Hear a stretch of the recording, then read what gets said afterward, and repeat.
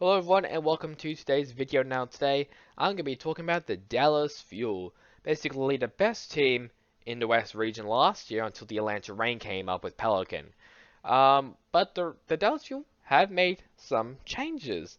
So for the players who they kept from last year, they kept the core Elementic squad of Doha, Sparkle, Fielder, Hanbin, and Fearless. So those are the five players who they kept.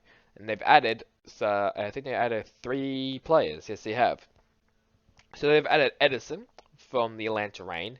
They've added Girio. I think that's how you say his name. I think well, I don't know where he's from actually. Can't remember if we have a look. He is from uh, Team Diamond. Okay, obviously there's been some interesting, some good players from Team Diamond. So we just have to wait to see how he goes.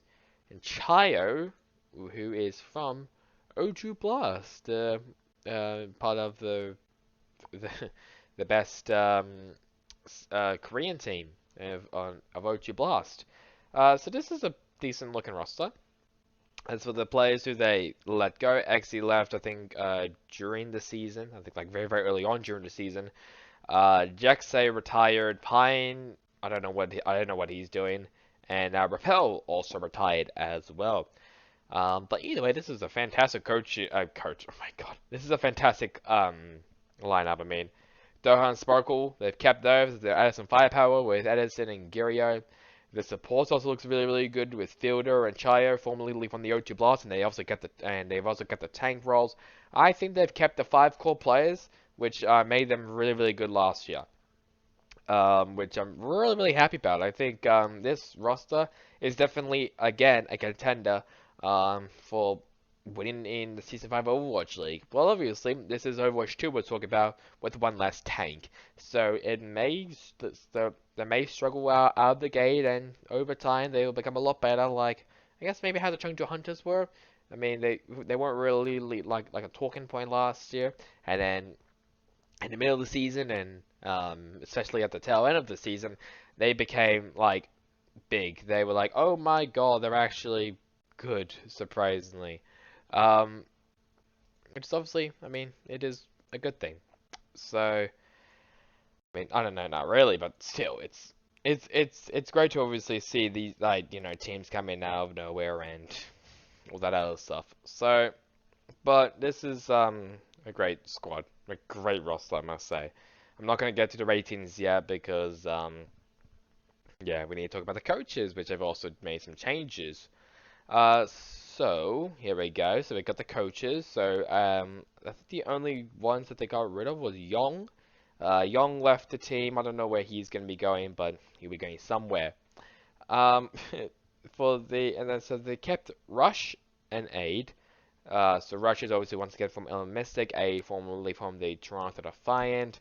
They've added Rascal back into the team. He was a former player from them at the beginning of Overwatch League in Season 1.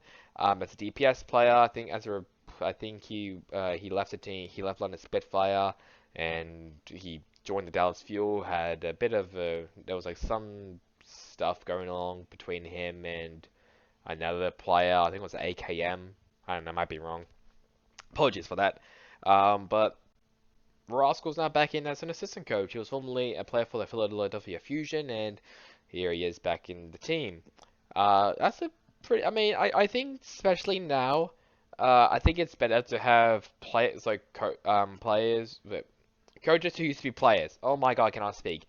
Like Toby, like Rascal, like Jake as well. I'm trying to remember I'm trying to remember everyone else. I know there's obviously more, but I can't remember on top of my head. Um, but it is better to, because they could relate more to the players if they're having an issue or something, or they can teach or coach a player of how they played, and they can use some of their tactics into their play styles. So I think having Rascal and Aid, both former Overwatch League pro players, think that's a really good decision on them. And then having Rush as I guess as like the big dog, the the lead of the team. I think that's really, really that's a very, very, very good coaching lineup for the Dallas Fuel. So let's now stop with me babbling all about everything. Let's now talk about the ratings. So, first off with DPS, and they have Doha, Sparkle, Edison, and Girio. I don't know what any of these players can play. No, sorry, wait. I don't know what any of these players can't play. Because I think this roster can just play anything. I mean, I think they have Doha and Sparkle as the projectile players, I think it is. And then Edison and Girio as the hit scans, am I right to say that? Yeah, so Girio's a hit scan, and Edison is also the hit scan. They basically have every single role covered on the DPS, which that basically means it is obviously over 8. And I'm going to give it a 10 out of 10. I think the DPS lineup is amazing. It is beautiful. I know Edison kind of struggled in the Atlanta Rain last year, and he kind of didn't get any playtime because of Pelican being an absolute animal. But I do think Edison still has what it takes to be an amazing player. Like look at Fearless for example. Fearless, he was part of the 0-40 Shanghai Dragons. He played decently, but not that well. But when he joined a really good team like the Dallas Fuel, he popped the hell off. And I think he's also named like Tank, like he was part of like Tank MVP or something. Or was it like sorry, Tank or like the role stars of the Tank role. So already he's basically Overwatch League worthy now. So 10 out of 10 for the DPS, and I do think Edison is going to do really well. I think Girio might surprise some people, but we just have to wait and see. Support, they have Fielder, who is kept on from last year, and Chiro. I'm actually quite excited to see how Chiro goes this season. I think he's a former O2 Blast player, which basically means he has a lot of pressure behind him because he was part of the really good O2 Blast team in Contenders Korea. So it won't be 10 because I don't know how Chiro's gonna go, but I'm gonna give them a 9. I think a 9 is pretty good for them. I think obviously people who have watched Contenders Korea may like will definitely comment down below that I'm completely wrong about that. It should be 10 out of 10. But this is just my opinion, and I don't know a lot about Chiro. But as well as seeing, obviously, of his results and being in a really good team like O2 Blast, I'm expecting quite a lot from him, like how a lot of people are expecting a lot for Proper, who's currently in the Shock. And also, O2 Blast also signed as the Shock's Academy team. So, I think there's going to be a lot of teams to be looking at that O2 Blast roster coming to next season for Season 6 of the Overwatch League. But they won't be able to get them because the Shock will instantly sign them.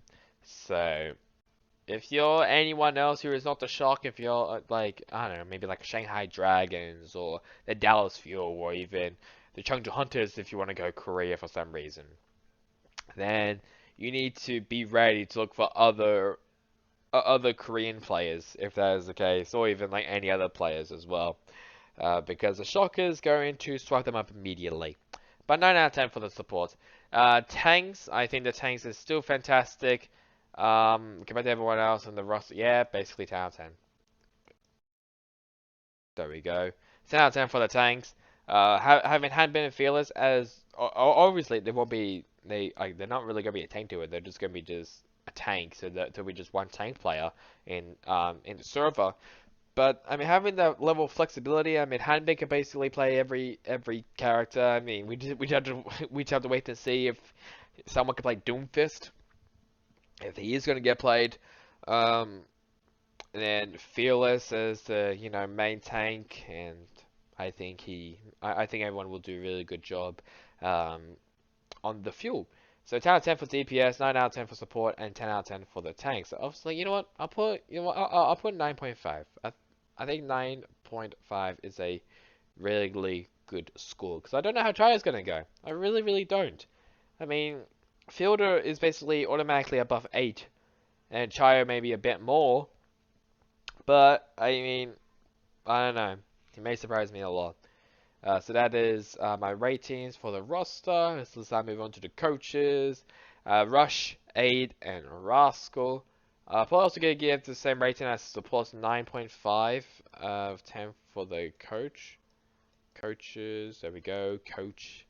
Um, I don't think losing Yong was a big loss. Maybe it might be actually. I don't now think about it, but I think having Rascal, who legit competed in the Overwatch League last season, and he has that experience to pass down to essentially the rookies of Girio and Chayo. Most likely maybe Girio because he plays DPS, so maybe Edge could probably help him out in the support role.